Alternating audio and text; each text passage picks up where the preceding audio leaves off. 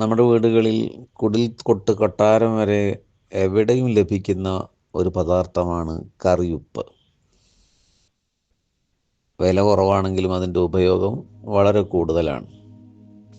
മനുഷ്യൻ്റെ ആരോഗ്യ സംരക്ഷണ കാര്യത്തിൽ ഉപ്പിനുള്ള പ്രാധാന്യത്തെയും അതിൻ്റെ അഭാവത്തിൽ അനുഭവപ്പെടുന്ന അനർത്ഥങ്ങളെയും കുറിച്ച് വൈദ്യശാസ്ത്ര ഗ്രന്ഥങ്ങളൊക്കെ സൂചിപ്പിച്ചിട്ടുണ്ട്.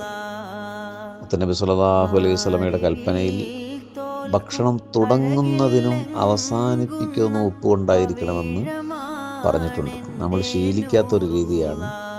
ഭക്ഷണത്തിന് മുമ്പ് നമ്മൾ ആരെങ്കിലും ഉപ്പ് കഴിക്കാറുണ്ടോ? നേർത്ത ഒരു ഉപ്പ് വിരലിൽ വെച്ച് നാവിൽ വെക്കുന്നത് പ്രവാചക കൽപ്പനയിൽ പെട്ടതാണ്.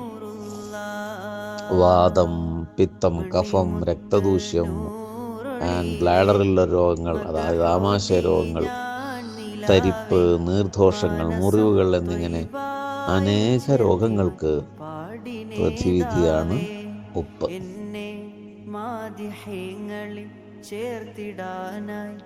വയറ്റില് തണുപ്പ് കാരണം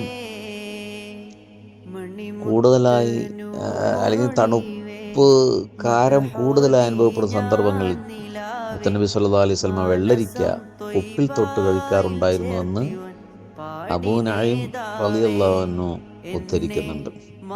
അവരുടെ ഗ്രന്ഥത്തിൽ അത് രേഖപ്പെടുത്തിയിട്ടുണ്ട്. ഭക്ഷണത്തിന് രുചി കൂട്ടാൻ മാത്രമല്ല, അതിനെ വേഗത്തിൽ ദഹിപ്പിക്കാനും ഉപ്പിന് കഴിവുണ്ട്. അത് ശരീരത്തിൻ്റെ യഥാർത്ഥ നിറത്തിന് മാറ്റം വരാതെ സൂക്ഷിക്കുമെന്നുമുണ്ട്. തേനും സുർക്കയും കലർത്തിയ മിശ്രിതത്തിൽ ഉപ്പ് ചേർത്ത് കഴിക്കുന്നത് വിഷബാധക്ക് ഉപകാരപ്പെടുന്നതാണ്.